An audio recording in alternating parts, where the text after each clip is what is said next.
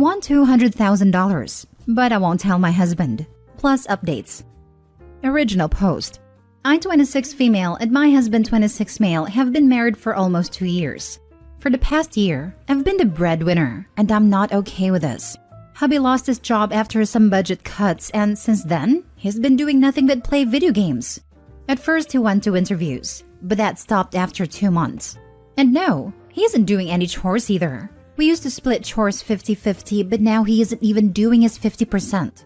So, I'm financially supporting both of us while also doing 100% of the chores. I've discussed this with my mother-in-law and father-in-law, and they had a talk with him. Father-in-law even got him a couple interviews. That, by the way, he missed because he was playing and he forgot to go. 2 weeks ago, father-in-law called him and scolded him. Father-in-law told him he raised him better than to leech off me and not even help with household chores. He told him he needs to get his act together and start doing his chores and look for a job because a marriage is 50-50, and right now I'm doing 100% of everything. He ended the call by telling him he was very disappointed. My husband always had this thing about making his dad proud. So he started looking for a job and even went on 2 interviews. Now, last week, I went on a trip with some friends and we went to a casino where I won $200,000. I haven't told my husband, and I don't know if I will. I'm afraid if I do, he will go back to doing nothing, excusing that as we don't need money, that I could hire someone for the housework. Before you ask, our finances are separate and he doesn't have access to my bank account, so I don't think he will find out. I will also like to add that I want to use some of the money to pay my student loans. What's left after that, I want to put them in savings. We are discussing the possibility of having kids, and if we decide to expand our family, I want my kids to have a college fund. But I'm also reconsidering having kids with a man that needs to be scolded by his parents in order for him to do his part in the relationship. Now for the top advice before reading the update. Your finances aside, send your husband to therapy. He's horribly depressed. This is what I'm thinking. All these people are saying he's a deadbeat lazy bum, but she said he used to work and contribute to the household evenly. Also, that he thrives to make his dad proud. It sounds more like depression than this just being who he is. Exactly why I said this. If it were his personality, this would have always been the case, but the fact that there's such a big change is a huge tell. Honestly, I'm not really sure why people are telling you to baby your husband. If he has a problem, he needs to address it. I've been in the exact same situation, and it nearly freaking killed me, and he didn't give a hoot. All the attraction to him went out the window because he refused to help himself. A swift dose of reality will do the trick for most people. These are people, however, who, like Opie's significant other, would rather leech off friends and family like a succubus rather than put in their fair share. Classic Reddit. Most people going straight to divorce him instead of advising to get him some therapy or psychological help. He might be depressed after losing his job, and I can say from experience that having your parents scold you might not be enough to get you to do better. Freaking hell. Imagine if every single relationship problem was resolved with a breakup. Reddit is full of virgins and people who've never been in a relationship. They have no idea what they're talking about. Now for the first update. I posted this in another sub, and someone made question if he was really laid off because of budget cuts or if that's a lie. So, I talked with one of his former colleagues and he told a different story. According to him, my husband left because I made enough to support both of us, so he didn't need to work. I went home but he was playing as usual, so I called for him. I think he forgot his door was open because I heard him tell his gaming buddy, "My witch is home." I lost it at that. I don't know how I managed to stay composed, but a lot of people pointed out that he may be depressed, so I tried to talk to him. This is how it went. Me, I'm very unhappy with how things are right now. I work to support both of us, and I'm also doing all the household chores. It's not fair. You have a gaming problem. I think you should go to therapy and maybe we can try couples counseling too. Him, I don't see the issue. I like games. So what? Me, okay. Have you found a job yet? Him, no. Me, I know you weren't fired. Why did you quit? Him, I didn't. After an hour, he finally admitted that he doesn't want to work, and he never looked for jobs either. All the interviews he went to were actually outings with friends. He doesn't want to work because we don't need the money. So I said, okay, I'm fine with being the sole provider, but then he needs to do the chores. He said no, that he would rather play games. So I handed him the divorce papers. He said I'm overreacting and that I would still work and do all chores if I was alone. So why can't I just do it? We got into a fight where I did end up telling him about the money. His reaction was exactly the one I was afraid of. He suggested getting a maid. So I'm currently staying with my sister. I'm not backing up with a divorce. And for those of you that are worried, he has no right over the money. We have a prenup, so after the divorce, each leaves with what's in our names. So he won't see a dollar. My lawyer reassured me of that. Second update. Hubby is crying, begging me to reconsider. He's promising to get a job and lay off on gaming. I don't know if I should laugh or cry, but damn, I don't believe anything he says. He also apologized for calling me a witch and swears he'll do all house chores and get a full-time job. It's kind of pathetic, but nonetheless, if divorce is the only way to get him to participate, I don't want to always need to print papers every time he isn't doing anything. I told him I'm not going to reconsider, because his actions showed me he isn't someone that I can count on. I want a family, not slavery. I want to be a mother, but for that, I need a partner that I can count on if I need someone to pick up where I slack. Safe to say, he left crying saying I don't love him and that no one will want me. Next story. My wife died 11 months ago and our lives are better. Yes, I am a monster for saying this. And yes, we have a young child together. About 11 months ago, my wife was killed in an auto accident that was not her fault. I won't give specifics for fear of being identified. My wife's mental health had steadily declined over the past 6 to 7 years. She had become a compulsive shopper, hoarder, depression, anxiety, verbally abusive to me, gaslighting, etc. This was not who I dated and married. Yes, I still loved her. When her mental health was great, best family unit in the world. But when she spiraled, it was just nasty the way she would treat us. Yes, she was in therapy and yes, she had medication. She was diagnosed as bipolar. We discovered suppressed childhood trauma in a therapy session. Not the sexual kind, but horrible parents. Recalling lack of food, but money for smokes. Living in a hotel for nearly a year. No Christmas presents. Parents fighting physically in front of her, etc. She had suppressed this and recreated different memories. The last 4 years were hell. Never knowing how she would be in the morning. Seeing her become hostile over me sneezing too loud. Or our daughter flushing the toilet during her shows. I felt like a prisoner. And my child did her best to understand that mommy's brain doesn't work right. When I got a call that I needed to come to the hospital, I honestly thought she tried to end herself, and was hoping she did. When I got to the hospital, time froze. The doctor and the nurse brought me to a room. They said she died of blunt force trauma. I cried, but it was a cry of relief. When my mom brought my daughter home, she cried too. But I think for the same reason I did. Today, I am in a better place, and so is my child. We have dinners with no yelling. We visit family and friends without getting text accusing me of cheating. My child is not getting yelled at for not understanding her homework. Hell, she still gives me a hug and kiss when I drop her off at school. I have exited therapy, however, my daughter said she still wants to go, so she does. My daughter wants to know about her mom before her mental health issues, and that is how she will be remembered. She was given a proper burial buried next to her grandpa, and we visit the grave about once a week.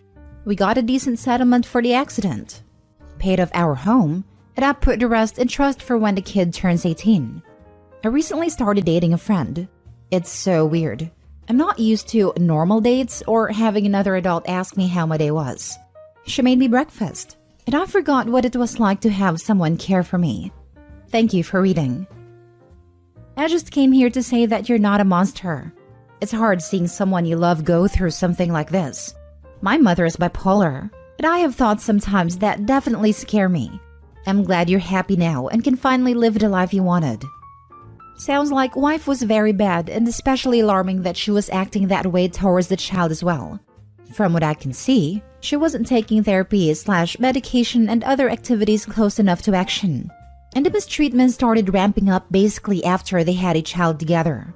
Repeated false accusation of cheating, flying off the handle at minor inconveniences like they're horrendous, etc. are unacceptable, especially towards a child, and when showing no signs of stopping or the perp addressing them.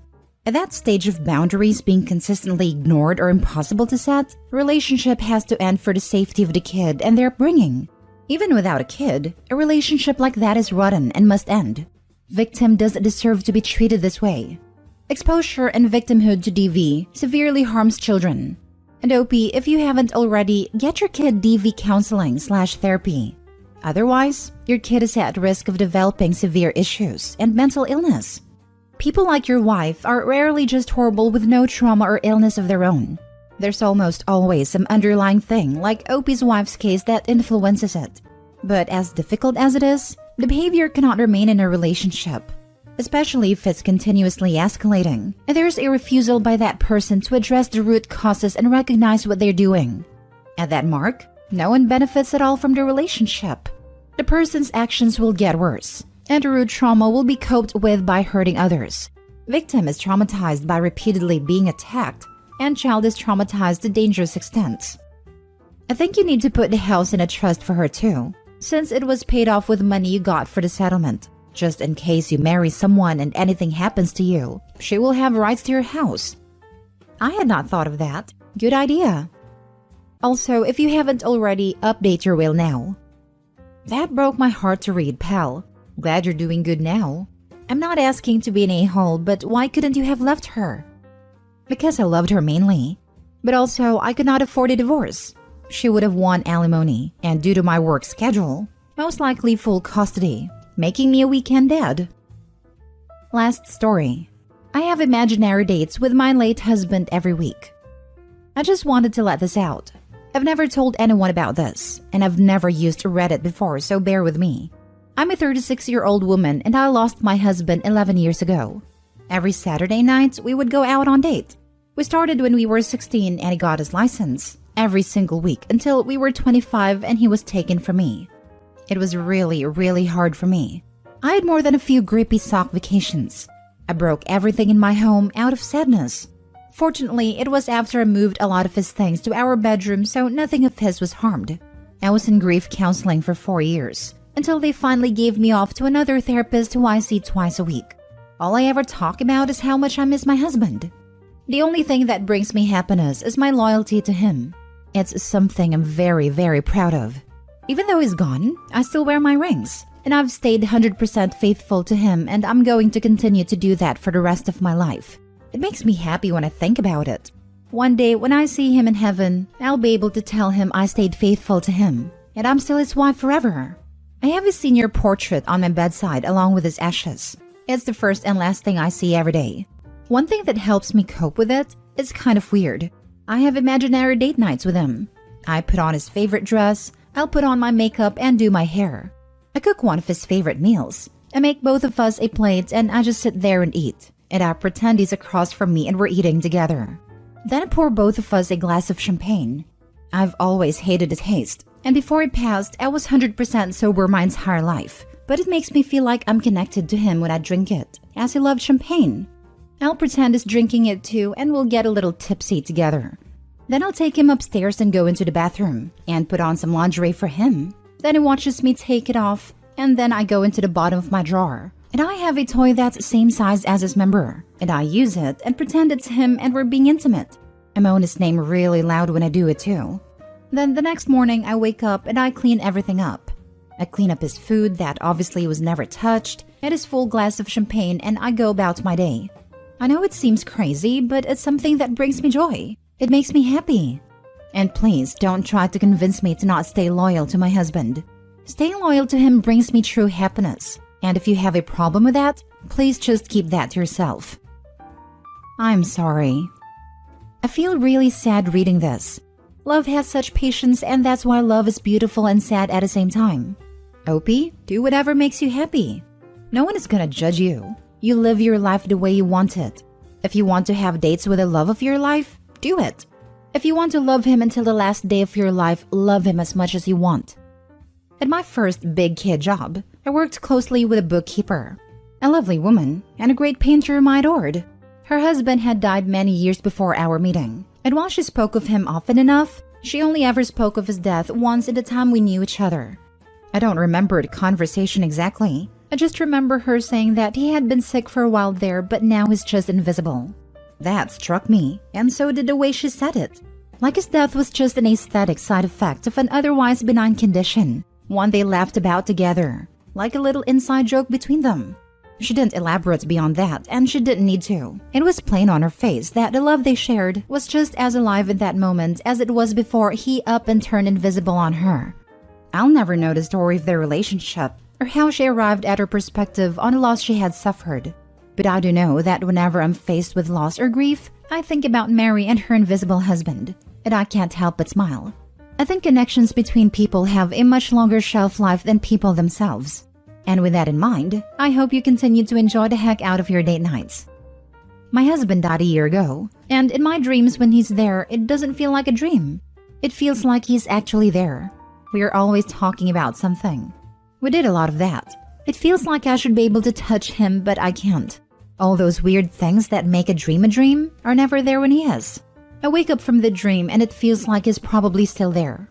I just can't see him anymore. This is why I'm scared of getting too attached. This is just so sad and heartbreaking. Hey dude, don't let it stop you from forming close and beautiful connections in your life. It can sometimes hurt to love something/someone so deeply, but the rewards outweigh it, and ultimately nothing is permanent. I'm more scared of never forming such connections. How fortunate are we to have something that makes saying goodbye so hard?